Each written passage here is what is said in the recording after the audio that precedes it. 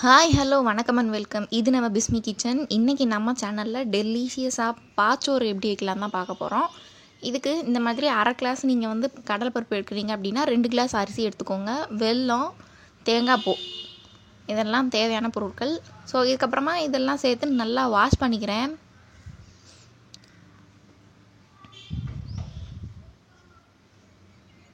நல்லா 2 தடவை 3 தடவை கழுவிட்டு அதுக்கப்புறமா எடுத்துக்கோங்க.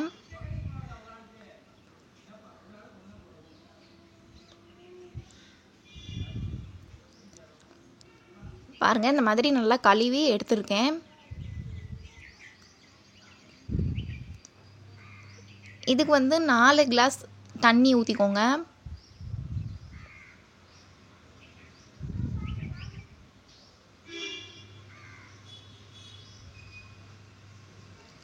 நாலு கிளாஸ் தண்ணி ஊற்றி நல்லா விசில் போட்டு வச்சுக்கோங்க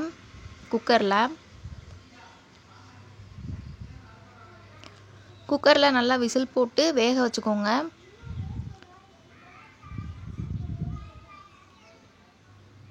இப்போது ஒரு கேப்பில் நீங்கள் என்ன செய்யணும் அப்படின்னா, அடுப்பில் கொஞ்சம் ஏலக்காவும் பெருஞ்சீரகமும் இது ரெண்டையும் வெறும் அடுப்பில் எண்ணெய்லாம் எதுவும் ஊற்றாமல் காஞ்ச உடனே இதை லைட்டாக நீங்கள் வந்து ரோஸ்ட் பண்ணி வறுத்து எடுத்துக்கோங்க.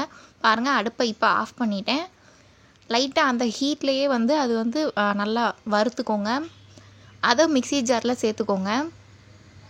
கொஞ்சமாக அரைக்கிறோம் இல்லையா, அதனால் இது வந்து மிக்சியில் தட்டுப்படாதா. ஸோ கூட கொஞ்சமாக நம்ம ஜீனி போட்டுக்குவோம். கொஞ்சம் ஜீனி போட்டுட்டு எல்லாத்தையும் சேர்த்து நல்லா அரைச்சி எடுத்துக்கோங்க பவுடராக. பாருங்கள், இது வந்து இருக்கட்டும். இந்த மாதிரி பைன் பவுடராக நல்லா அரைச்சி எடுத்துக்கோங்க. இப்போ பாருங்கள், குக்கரில் விசில் போட்டிருந்தோம் இல்லையா, நல்லா வெந்திருக்கும். இந்த மாதிரி நல்லா வேக வச்சு எடுத்துக்கோங்க. இந்த மாதிரி பாச்சோறு செஞ்சு பாருங்கள், சூப்பராக இருக்கும். ஸோ வெல்லத்தை நல்லா காய்ச்சி எடுத்துருக்கேன். இதை நல்லா வடிகட்டி நம்ம ஊற்றிக்கலாம்.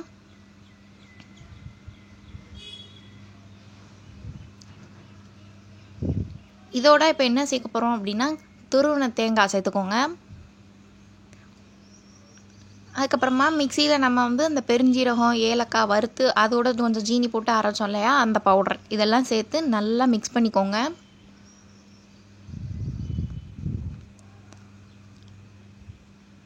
பாருங்கள், இப்போ நம்ம வெல்லத்தை வந்து காய்ச்சி சேர்த்தோம் இல்லையா, அதனால் கொஞ்சம் தண்ணி இருந்திருக்கும். அதனால் அதை இஞ்சிடுக்காக அடுப்பில் வைக்கணும். இந்த கேப்பில் கொஞ்சம் நெய் சேர்த்துக்கோங்க. ரொம்ப ரொம்ப மணமாக இருக்கும். நல்ல முருகின நெய். பாருங்கள், சூப்பராக இருக்கும். எல்லாம் சேர்த்து கொஞ்சம் நேரம் அடுப்பில் வச்சுட்டு எடுத்துருங்க.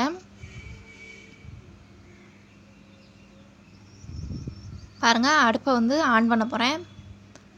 அடுப்பை ஆன் பண்ணி நான் அதை வச்சு கொஞ்சம் நேரத்தில் அதை லைட்டாக கிண்டிட்டு எடுத்துடணும். நல்லா அந்த மாதிரி கிண்டி எடுத்துக்கணும். பாருங்கள், சூப்பராக ரெடி ஆயிடுச்சு பாச்சோறு. இது வந்து இஸ்லாமிக் ஹோம்ஸ் எல்லாத்துலேயுமே ரொம்ப ரொம்ப ஃபேமஸ். இதுதான் எல்லா நல்ல விஷயங்களுக்கும் செஞ்சு கொடுப்பாங்க. சூப்பராக இருக்கும். கண்டிப்பாக இதை ட்ரை பண்ணி பாருங்கள். நம்ம சேனலுக்கு புதுசாக இருக்கிறவங்களாம் மறக்காமல் நம்ம சேனலை சப்ஸ்கிரைப் பண்ணிடுங்க.